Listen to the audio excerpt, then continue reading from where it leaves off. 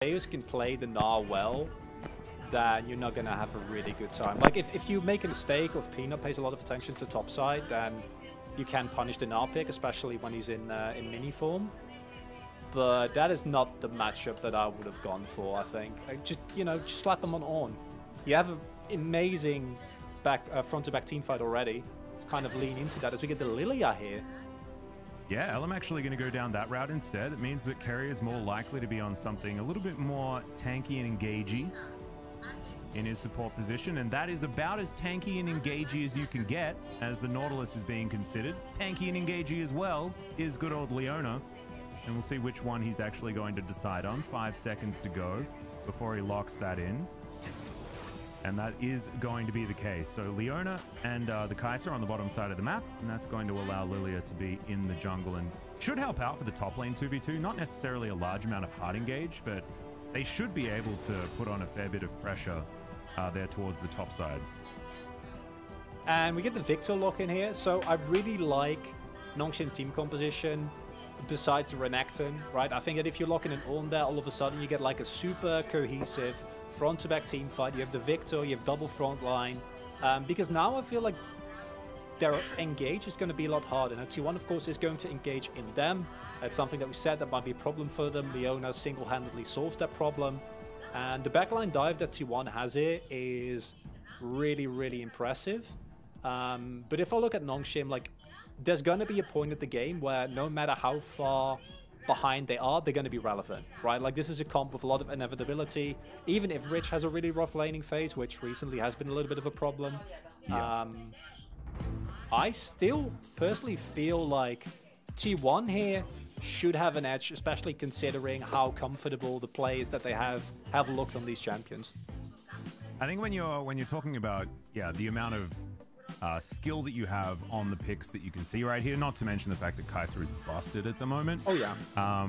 This composition does look good, but I'm glad that you did mention that there is a lot of power on the side of Nongshim. I think the Renekton's just it's mind-boggling, right? Imagine Gangplank. Imagine Gangplank in this position. Yeah. Oh my god, he hard smashes the lane and also provides peel with his Cannon Barrage, global pressure with the Cannon Barrage. Like, an incredible pick. Also, Rich is pretty good at the champion. Camille also fits quite nicely. You can run 4-1 in that case, and they have a great 4 as wave clear with the Victor, of course. Yeah. There are so many options that would not have been Renekton in this case. But we'll just have to see. Maybe Rich has got something up his sleeve that he wants to prove as we hop on the Rift for game number 1. And Chronicler's debut cast and Zeus' debut game. Wow, what a day of debuts. A lot of debuts, as we see neither team really wanting to immediately go crazy here, which is nice, you know, gives you and me some time to get acquainted. Yep, I actually just assumed that nothing was going to happen. Yeah, that was probably the right call. I did not. Faker with a little bit of a throwback here, gone for the lethal tempo. We've recently seen more like the comment in particular. Yeah. Lethal tempo, of course, a good old team fighting tool. Yeah, it was more of that late game choice. You were talking about this the other day, actually. The fact that we've not seen quite as much lethal tempo recently.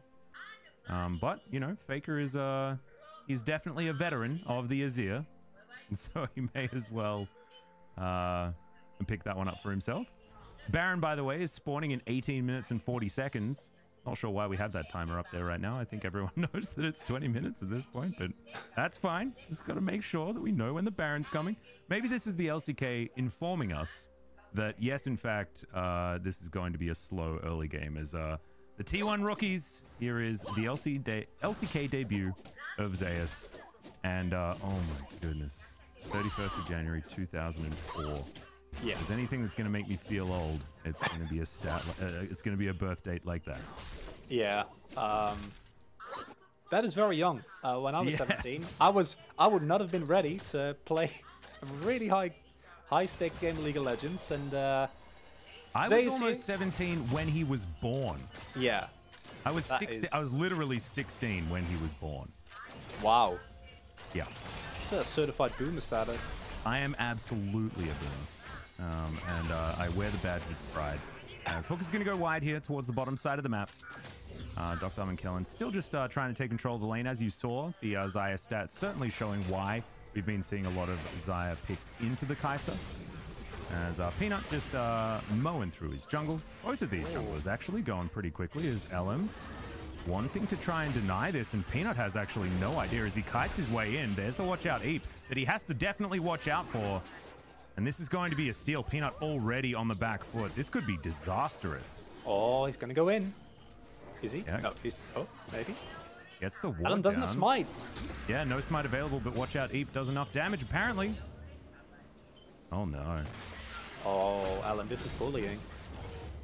This is not very fair at all. As you can see, Rich actually being pretty aggressive onto Zeus. I'm going to probably say Zeus a couple of times. That's okay. Because sometimes I just read, you know? And, yeah. No, I get it. I get it. It's problematic. So let's dive into that a little bit, because the fact that Udyr, like one of his biggest strengths is the clear speed that he has throughout every stage of the game. It's also the reason why his Phoenix speed or Phoenix stance is going to get nerfed on 11.3. And thus far, we haven't really seen teams trying to capitalize and kind of deal with that. Now, Lilia's clear speed early on is also exceptional. And thanks to the priority that Zeus and Faker had, Alan could just walk up and he knew like there's nothing that can happen. If Bay or Rich try to roam, my lanes will immediately punish them. And already, nice little start here for T1. Yeah, LM definitely doing well. You can see bottom side certainly doing okay for Nongshim, which is what we came to expect. I think this is going to be a battle of, you know, T1 solo laners probably being stronger, especially in the laning phase. But Nongshim being able to rely on the hard carry potential of good old Dr. and Kellen as well, especially with Kellen's Thresh here. His Thresh has just been so good this season. So look out for them as the game goes on. But right now, like you say, it's a pretty good start for T1. Peanut not wanting to be outdone. He's just going to take some rocks away from Ellen where he can. His puppy's going down and he will take some time on his chicken camp. So this one should be a decent steal for Peanut to try and catch back up. But he's already falling a little bit behind. Is he going to repeat it? Does he get to the brush? Oh, he doesn't. Oh no. Ellen spots him out, but does move on away as now Bay. He's done a fair bit of damage to Faker here, as you can see, but both of them gone through all of their mana. Faker through his health bar as well. But no harm, no foul. He'll be able to make it out as Doctor is going to pull some feathers back. Gumayushi taking a bit of damage there, but not really any issues either. So have a look at how this continues to go on as Rich thinking about a back or maybe just catching this wave as Zeus is relentlessly pushing towards him. Yeah, Renekton into Gnar, and then also, yeah, I'm gonna really follow you here, as you said earlier. Not a huge fan of it while Faker shoves in here, because it just seems like there's so many better options, and if you do go for the Renekton here, then I do want to see attention towards that. Well, like the Victor and the Xayah and Thresh are very self-sufficient. We can see how self-sufficient with Doctor and Callan starting off really well here. Faker goes in. Yep, gets the flash out of Bay. Fantastic trade. And Ellen didn't even need to show himself either if he didn't want to. So high value in the mid lane as Faker's looking angry. He had a rest last week, you know. Now he's come back with a vengeance. Try and get towards that 600th game. He's hoping to end this with 599 because that means a 2-0. And he's also hoping that T1 wins those two games as well. 0-2, definitely not the way you want to go. That is as very painful, because that is, of course, what happened last week when they played against Afrika. And we see now a roam from Callan here. And I feel like Peanut is pretty vengeful, Atlas. Like, he got his red stolen, and he's permanently looking. But we do see the pings going down, because they, of course, know with the vision placed in the bot side jungle and them gone for so long that something is going on. Something fishy is happening. I don't know whether Kellen has been spotted on exactly this brush. There's a carrier thinking about coming through. Look, should be the Rift Scuttler lockdown for Peanut as carrier face checks. Hook is going to miss onto Ellen though, as Kellen's in a lot of trouble. Faker doesn't have the Emperor's Divide, but they're not going to need it. That's going to be Zeus picking up first blood. Welcome to the LCK, my friend. Able to grab first blood. Faker picks up the next one, and Nongshim find themselves well and truly on the back foot. And I'm fairly certain that T1 knew exactly where Callan was, even though they had no vision of him, because the way that Carrier walked in, immediately used his W, and had like the auto reset ready. Like, I know you're there, Callan, and just gonna go straight on top of him. The problem there was that Nongshim couldn't really hard commit on that fight, because even though Rich had priority, the fact that Zeus had his Naba ready meant that if you actually go for a fight, like somewhere in the corridors of those jungle, you're gonna get slammed to the wall. Yeah. Yeah, it was just an inopportune move for Nongshim. Felt a little bit like desperation as well, where Peanut's like, well, I'm behind. I need to try and do everything that I can to try and get this back in my favor. This is going to be the Drake just delivered over to Nongshim. They did have priority, and of course, Kai'Sa was going for a reset, so no ability to actually contest. So that's going to be good news. Ocean's going to be the next one, and then we'll have a Cloud Soul, as per usual. I'm certain Carrier knows. Like, look at how he moves in here. Like, he's ready. He sees it coming. And then they think about going in, but there's also a little bit of miscommunication because I don't think Bay had to die there. Like, both Peanut and Rich already backed off, and then Bay just keeps, like, walking forward for a little bit too long. That was definitely first blood, but it could have not been a second kill as well. And the second kill, I think, is actually really important because that puts Faker in a massively winning position in the mid lane as well. On his Azir, that's only going to get more difficult to deal with. And like you mentioned, he's got the lethal tempo, which does scale a lot better than that of the Comet variety. So scary stuff. And yep, your first pause. Oh, that is beautiful. Thank you. Yeah, I'm glad. We're not messing around, you know? We're going to make sure that, you know, we get to have some Dutch stories here, and we'll find out exactly what this pause is about. But I like to think that the players just paused so that you guys could get to know Chronicler a little bit better. As maybe you could, maybe we could go back to you know, some of the things that we were talking about in the Pog State, and you could let everyone know who you are, because of course there's a lot of people that are just tuning in. They're like, who the heck is this guy? Yeah. What, you know, where did they pick him up? Yeah. So everyone, I'm Chronicler. I'm a Dutch I'm a Dutch caster, and I've I had to throw it out there. Very Dutch. Yeah, no, I like it. You might not hear it, but it's definitely there. I mean, at times you'll probably hear it, and I've been part of the ERL system for quite a while now. I've done a lot of games, and I'm really happy to be here because I've been an LCK. Everyone that you ask, I've been an LCK fan for very, very long, and I've always annoyed my friends with saying, no, the LCK is the best region, even when, you know, for 2 years they were not. And then when they were the best region, my friends were all rooting for Europe, and they were like, can you not? That would be very nice. But you know, that never really helped me back. And I've been both a play-by-play and a colorcaster in the Dutch and Belgian League. I've done EU Masters. I've done the UKLC, what is now the NLC, so the UK scene. Yep. And now I'm here.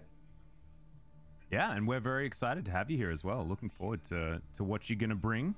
And I think it's really cool as well because I feel like you've got a little bit more of an in-depth game style of commentary, whereas Wolf over the other side is definitely a lot more storyline and narrative driven. So it'll add some really cool light and shade, I think. And I'm very excited about what this team can get done. Because we had to say goodbye to the Valdanalyst, but I think that it's going to be okay because we have Chronicler here finally. That doesn't mean we say goodbye to Valdez, by the way, everyone. Valdez is still here. He's just a play-by-play, yes. as per usual. There was some confusion around that when he tweeted. He was like, yeah, the Valdanalyst is gone. And everyone was really worried because, like, wait, is Valdez leaving? He's gone forever. We're never going to have Valdez. There's only supposed to be 3 commentators in the LCK at any one time. There can only be 3, Atlas. Yeah, I mean, that's what it's been for quite some time, you know? Yeah. We had 2018 especially. That was the year of Papa, who was just casting every single game, which he absolutely shouldn't have done because that was just too much. Absolutely too much. And then, thankfully, we had Papa and LS. But then it was just LS, and then, you know, it was just Wolf for the beginning of this year, and thankfully now we actually have a 4-person casting team, which is one of the things that I would have expected to often happen, but it just hasn't. You so would, much. right? Yeah. It seems like it should be easy to have like 4 people that want to talk about video games. Yeah, right. Speaking of video games, the video games have been delayed for a little bit because our friend Zeus over here is having some frame rate issues. So I think he's settling in very, very well. I think as soon as you're, you know, complaining about your computer screwing up, like that's when you know you've crossed the threshold into being a true gamer. So we're hoping to make sure that we get this all sorted. You can see referees, everyone there, even got a guy on the phone. So maybe that's a conference call. So there might even be 17 people working on this one problem right now. So don't worry. We are sparing no expense when it comes to getting this one sorted and getting back into the game as soon as possible. I gotta be honest, otherwise, though, yeah, just taking some time. Usually when I have like frame rate problems or ping problems, then I feed really hard, and Zeus just got like the first blood in the first game that he ever played on the LCK stage. And I normally feed really hard and then don't actually make any issue of it and just say, oh no, I got frame rate problems, that's why I'm feeding. Sorry guys. Or a bad jungler, right? That's a classic. I actually hate it when my computer's working just fine, because then I've got nothing to blame other than myself. And you're being kind terrible. of confronted with your own mediocrity. Like who wants that? It's a real problem. No one wants to be forced to be self-aware. That's absolutely the worst thing. Imagine that, having to come to terms with the fact that you're not the best player of League of Legends ever. That you're not Hang perfect. Hang on a second. This is I think we've solved solo queue. We've figured out the problem. We understand why. Maybe if everyone's the best, no one's the best, Chronicler. Maybe that's how everyone feels, and that's why people get really mean to each other in chat. It's looking good, by the way. I see headsets going on. Yes, I think we might be getting back into it. How's your experience been so far? Have you played any solo queue? I know we've played a few games together, but have you experienced what it's like playing League of Legends in Korea as opposed to over in Europe? Yeah, so the big thing for me was that, of course, I'm unranked, right? So like you get thrown into like kind of mixed lobbies. Mechanically, I can genuinely say that I was super impressed. Like every game is Yone, Katarina, and or Yasuo. But we're gonna put a pin in that, because I feel like the level of gameplay that we're gonna be watching here is a little more relevant. Yeah, probably a little bit higher. I mean, don't stretch it, right? Like, it's only fakers. Like, he hasn't played 600 games yet. No, that's true. That's true. This is only a 597 gamer right now. Yeah, right. Oh man, not impressed. Not yet. But as you were pointing out before we got into the pause, the kill going to Faker is indeed very relevant.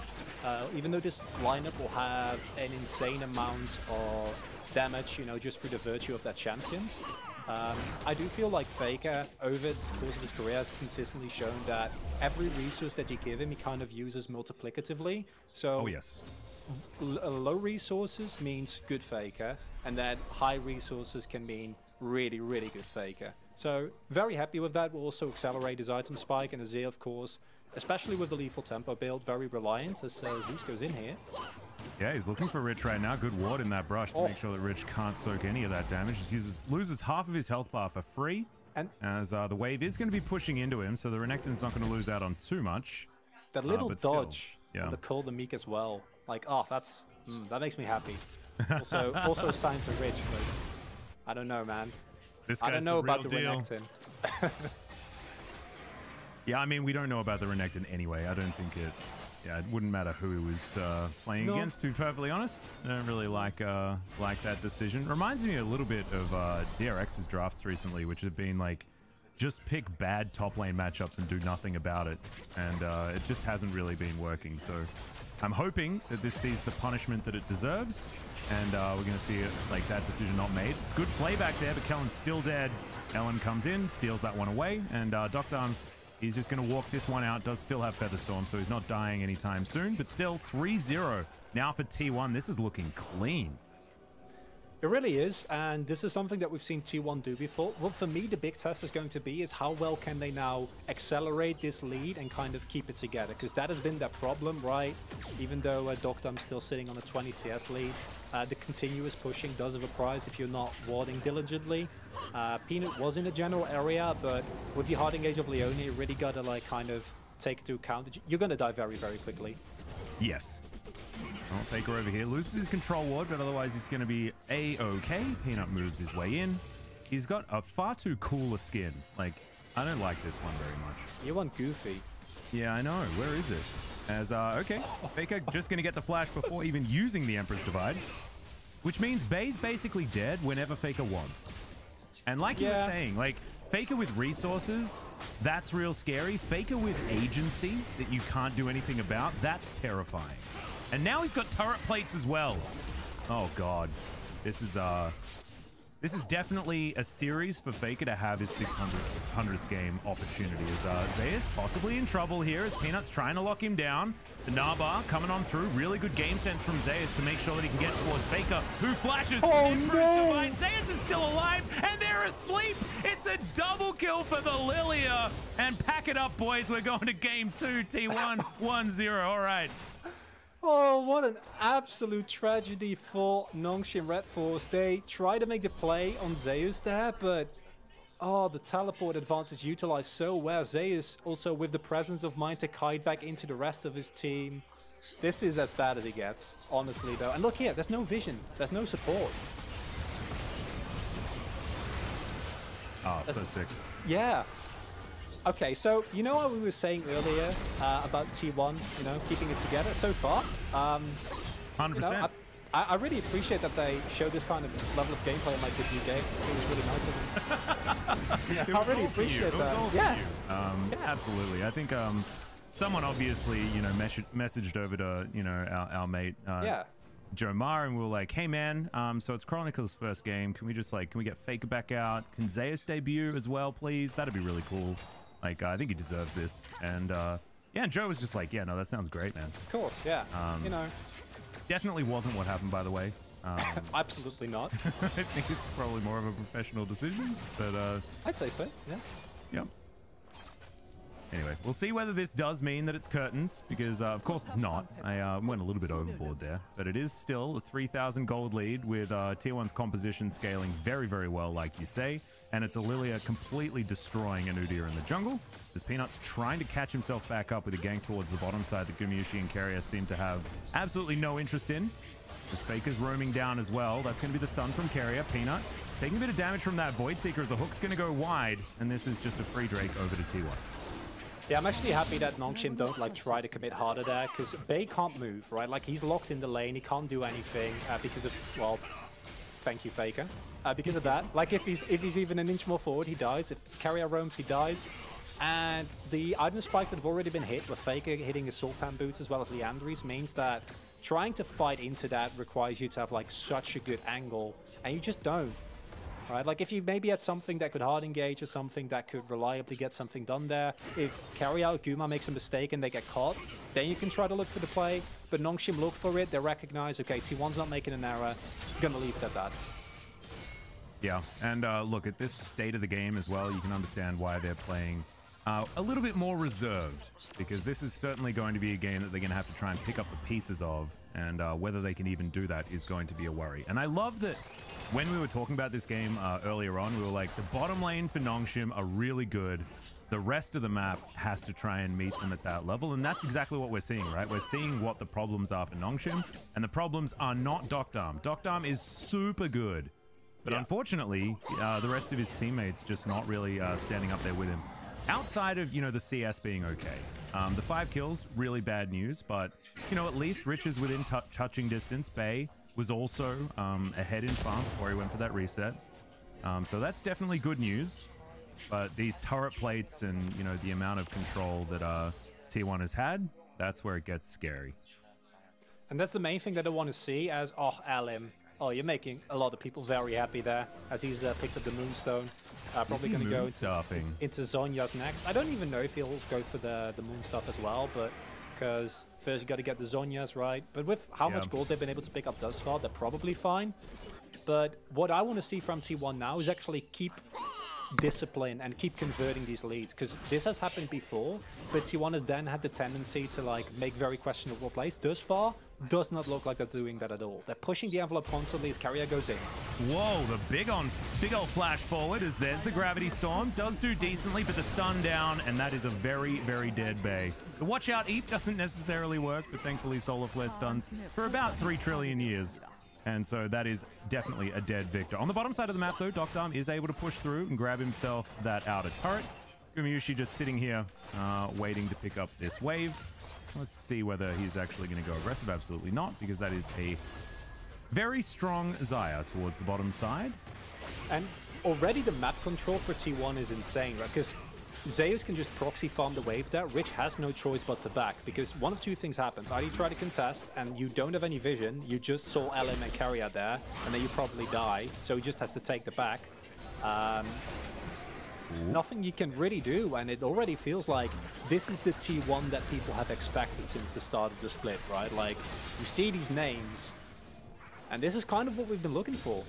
Yeah, and this is what we saw actually in the first week, right? There was a lot of people that were getting excited about this squad as Zeus just clears out the wave with his ultimate. I like that, you know, just go in. It's on a very short cooldown. Get the creepies. Yeah, throw them red dots away and then go back home. As we're going to see this once again. This is just classic Carrier. Just, he's going in, guys. It's just what he does.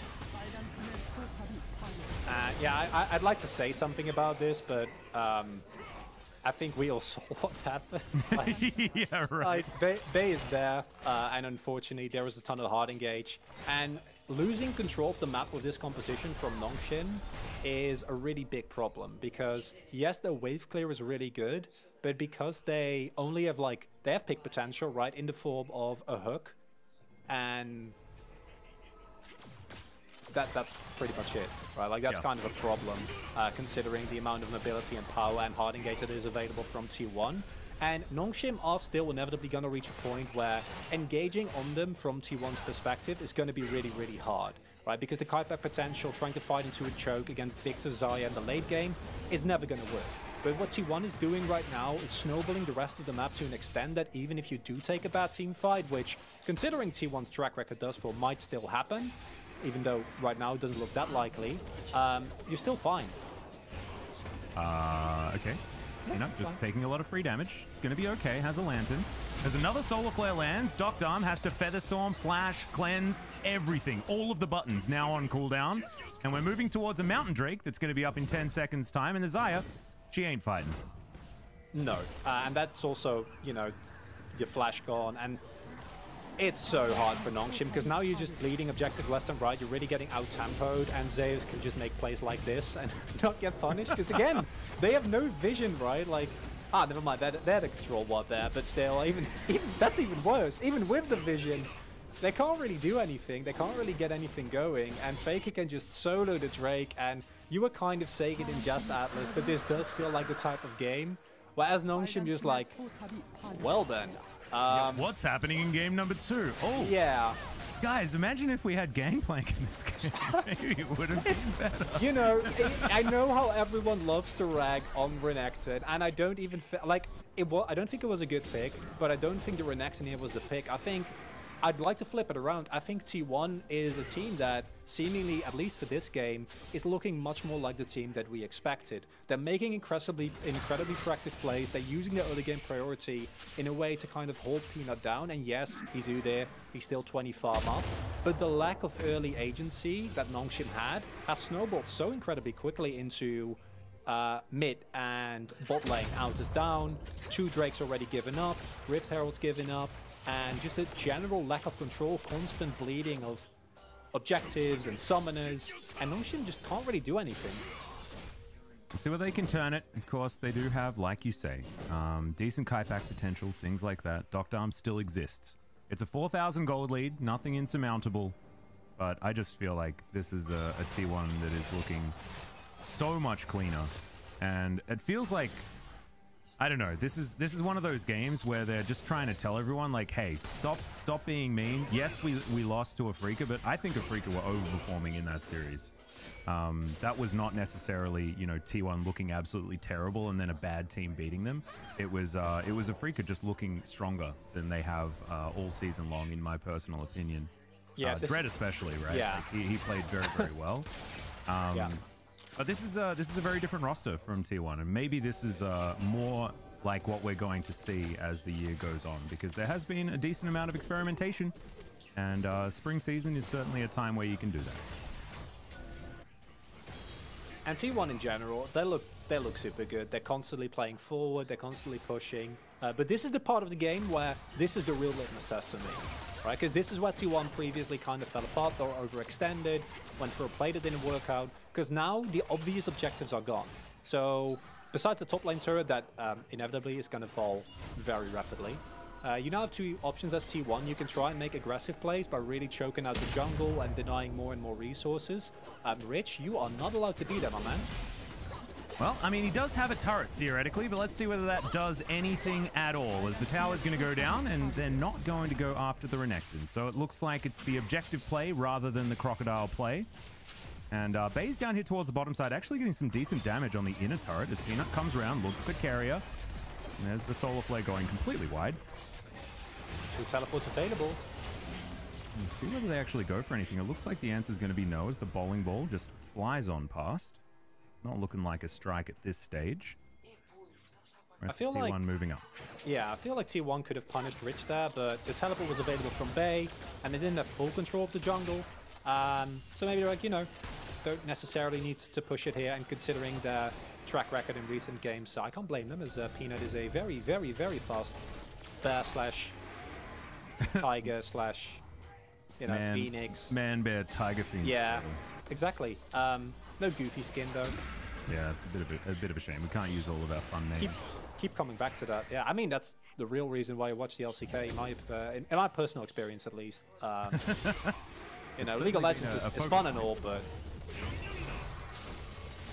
I don't know what Peanut's doing. He's just sort of hanging around, being frustrating. Just clearing waves. Yeah, proxy farming. Yeah. Wanting to make sure he gets to his items as quickly as possible. Don't blame him. They have no, like, T1 has no vision on the top side of the map, right? So that looks really troll because it looks like you can hard engage, but T1 are not going to risk it. But it does look very funny if you know where everyone is on the map. Yep. Game has slowed it down a little bit, and this is to me T1 just saying, like, guys, we're going to play this, no flips, no outs, just play for Mountain Soul and keep it at that. Oh, Carrier, he doesn't want that at all as he gets flayed back. Eclipse is going to go off as the teleport does come through. Bay in the backline quite nicely, but Rich immediately has to get out, and Faker does a lot of damage at Conquering Sands. Who's terrifying as, oh, that was not the time to Blade Caller. Docdom does manage to flash out, but in goes Gumayushi, and Elam's going to take a nap underneath this turret. Does go golden, that should try and keep him alive, but he's still going to be dead. And that is another engage. The re-engage towards the top side. Bay is going to go down immediately. Peanut now running for the hills. The Crocodile going to be in trouble. And the sleep finally does come down. I actually thought Ellen used that before, but not actually going to get baited by the stopwatch. And had it for exactly when he needed it. And this could just be Baron for T1.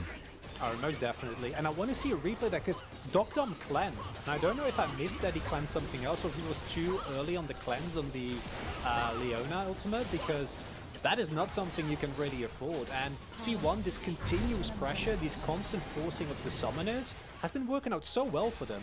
Even though this looks kind of suspect at the beginning, because they go in here, Carrier feels forced to flash just to make sure that T1 doesn't have to fight into them. But then this engage coming in here, look at that. Yeah, and it was weird. It was like he pressed Blade Caller instead of Featherstorm. Almost like it was an odd mistake, but anyway, Helen gets taken down, and basically the beginning of that fight was the fight. Oh, that was it. Yeah, it was immediately over, because that's your main damage source. Victor's way too far forward as a result, because you have no pressure whatsoever.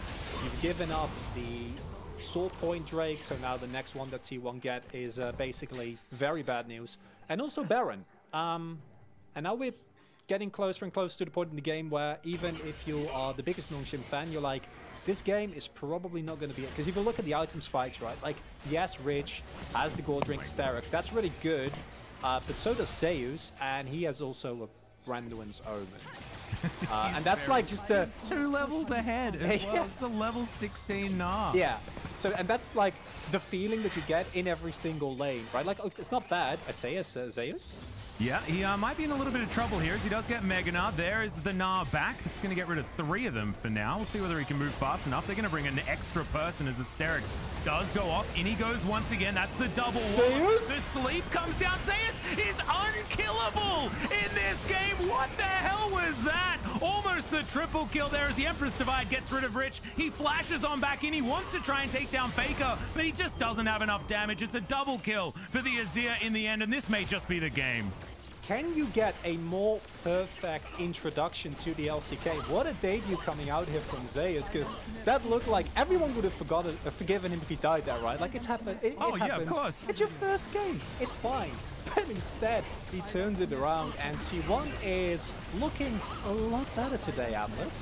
I think so too. I think they're onto something with this particular roster. As in goes Faker, looking for a bit of damage there onto Kellen. He's free food. Peanut's going to be the same thing.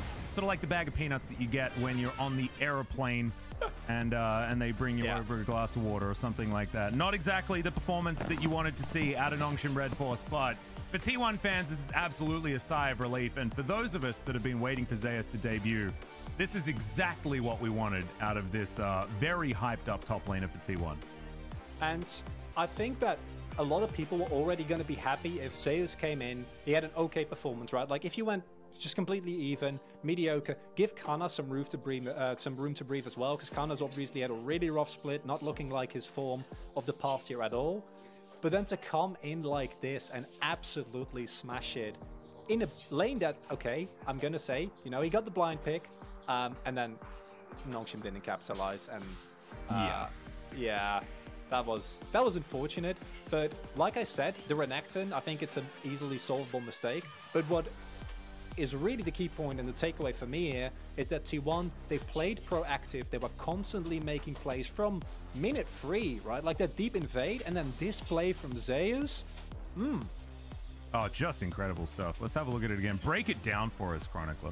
Because this is the point where, like, I was thinking in my head, you know, it happens. It's fine, Zeus. We get caught in the side lane. It happens to the best of us. But even though he uses the Mega Knot, and here comes the Randuin's in as well, he goes for this immense re-engage, and he is so incredibly tanky. The immediate follow-up that comes in from Gumeyushi, and just the amount of gold that's in the pockets here for T1, and Zeus can just sit there and be, okay, you know? Oh my god, and he survives as well. That is a tilter. That is a straight up tilter.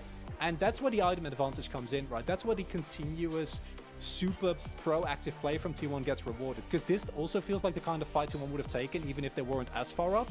And maybe in a different universe, that's where it goes wrong, right? Yeah. That's where, like, all of a sudden he gets turned around. But instead, they look amazing. He does the most damage in the game, Atlas.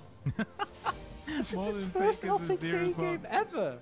This is nutty. And look, he had a great lane, he had a great start, you know, everything did work out for Zeus, but you know, they relied on him to push that victory forward, and he absolutely did so. A 26-minute victory here for T1.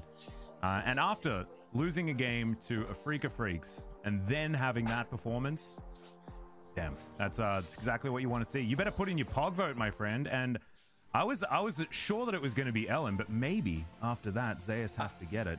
It's this is a tough one. I'm glad I don't have to vote anymore. I'm not gonna. I mean, no, yeah. This is a tough one for your first game, my friend. It's a really rough one, but you got to give it to the debut, right? It's too good. Yep. I don't think anyone can blame you for that one. But ladies and gentlemen, we are going to go to a short break. When we get back, game number 2. Let's see if T1 can do it again.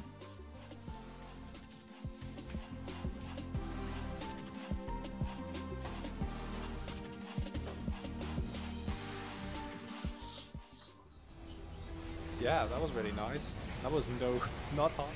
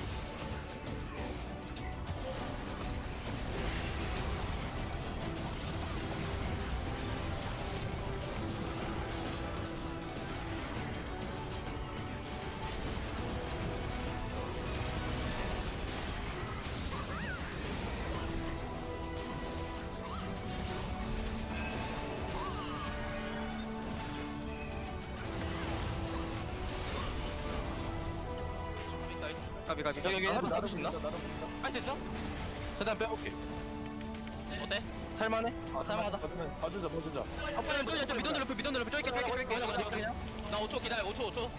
네, 다 잡았거든. 천천히 깨져. 쏠라리 이거 날아봐. 나 살았네. 야. 내가 하고. 전화 있어. 이용. 끝난다. 가자. 이거 우디를 플래시. 끝낼만해. 내가 우디를 막 할게. 그냥 뛰면은. 라인만 끊는 거만 생각해. 안 무빙해. 나도 안 무빙. 스타워 치면 끝나. 끝나. 때리면 열려. 때리면 열리는 거야. 오른쪽 해야 돼 지금 상대. 안 돼. 그지 그만 넣어야지. 야, 무시해. 그지. 때리면 열려. 그지. 때리면 열려. 그지. 열어버려. 그지 그만 넣어야 돼. 잡아. 어디로. 그지 그만 넣어야지. 그지.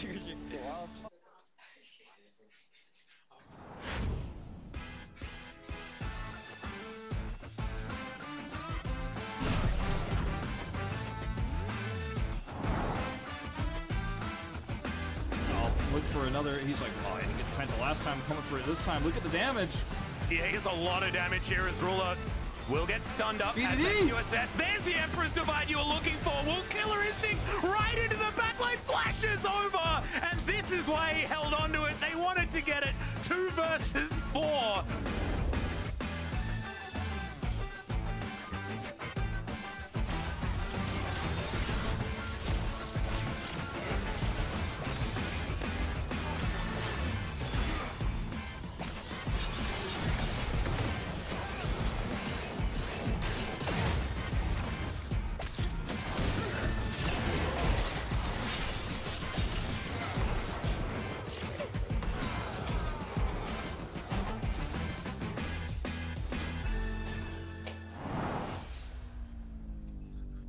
On the front line, Kana desperately trying to get the follow-up engage, but won't be able to. Everyone's so low. Health bars here on the side of Liv Sandbox. They want to get that engaged, but Teddy's still very healthy. Is that wall gonna knock up Leo here? He's gonna have to be the damage, but it is not enough. They're being kited down here in the little alcove, and that is gonna be the ace for T1. They play out that very precarious situation extremely well.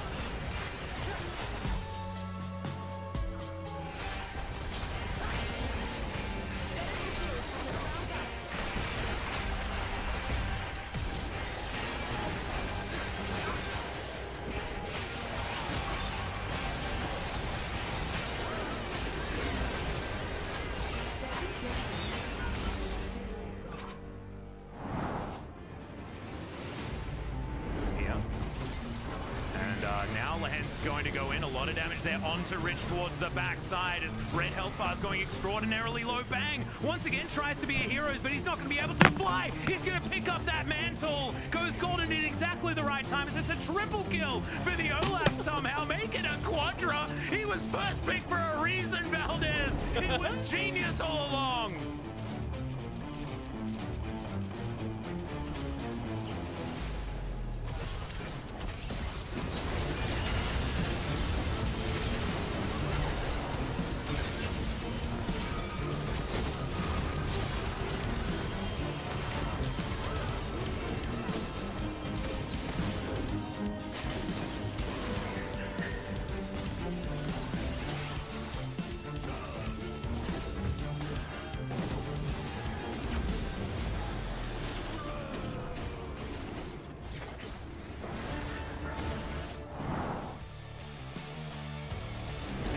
Fantastically played, but Brendan Volley's still going to do a fair bit of work as Beryl goes for the engage, but he gets completely interrupted. Life now trying to run out of this one. A 4-man Naru to the wall as Rascal finds a 4-man wallop afterwards, gets congratulated with that first blood.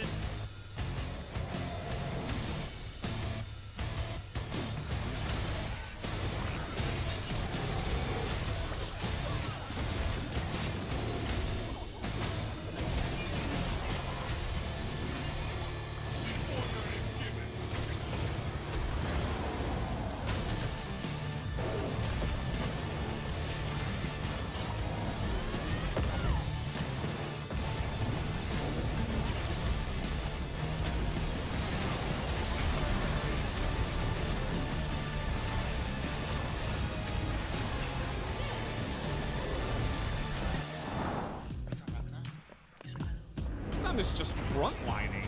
As Doran, not sure about that charge, but a lot of damage coming out from the Azir. The follow-up from Doran, not good enough, as the Featherstorm finally does come out, but here comes Hybrid, finally has his moment to shine. And is there enough damage to take him out? I don't think so. This has been the problem. Yukal unbelievably low, but it just does not matter. He's got double stopwatch, as he always does, and Hybrid is just too much of a threat.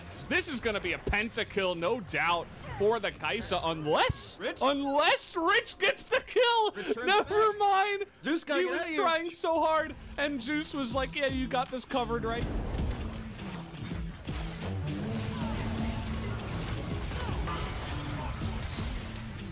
대상 발견.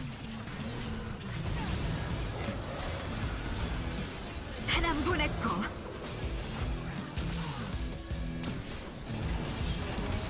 둘 처치 완료. 이제 셋이다.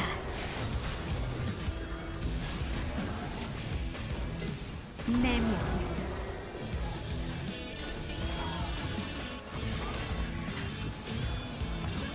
잡았다. 이제 다.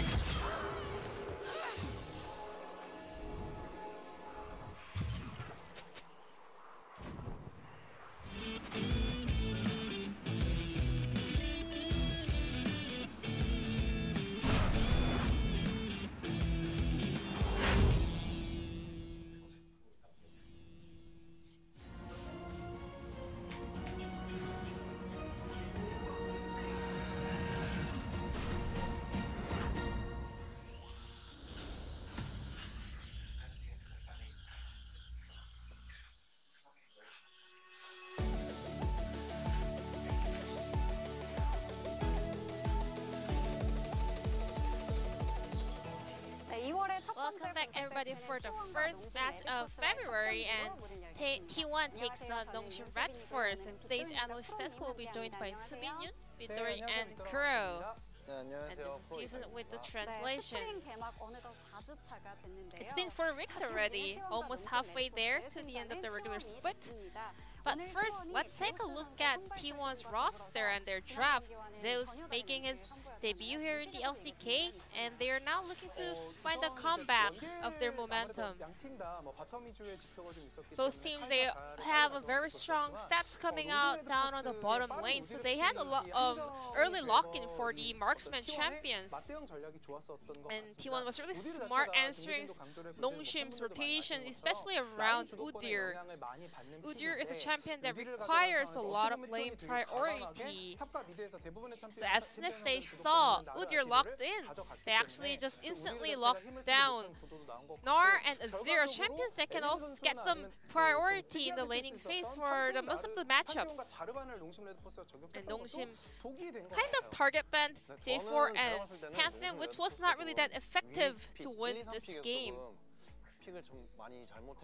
I think Nongshim made a very poor decision with the first 3 picks. So Udyr is kind of champion. They actually have to play around the lane control. I think Nongshim, after that Xayah pick, they should have locked in either Azir or Gnar, especially because they banned out Twisted Fate. I think Azir was becoming more and more important in this pick and ban. So Gnar or Azir could have been a much better answer for R2 pick for Nongshim. And Kura, Victor specialist, is pretty sure that this draft was not the perfect comp for Victor to pop off.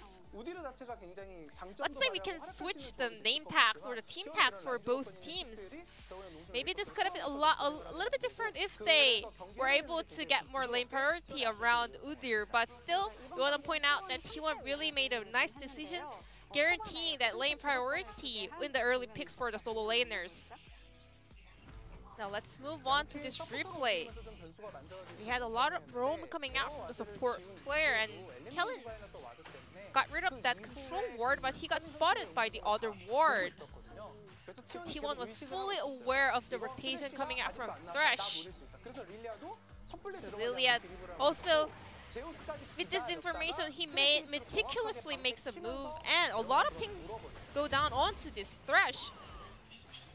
Leona goes in, and Zeus also controlled the Gnar bar really well in order to participate this upcoming team fight. So T1 scored double kill with this early skirmish. I think T1 is showing an improved teamwork on today's match.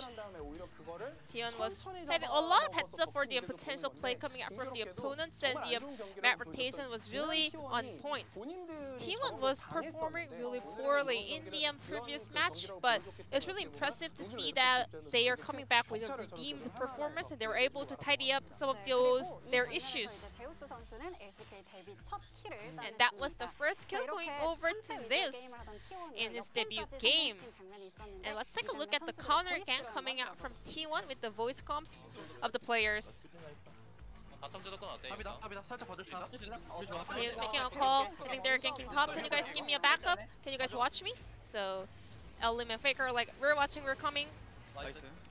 And just nice. And clean double kill picked up by the 3 players on the side of T1.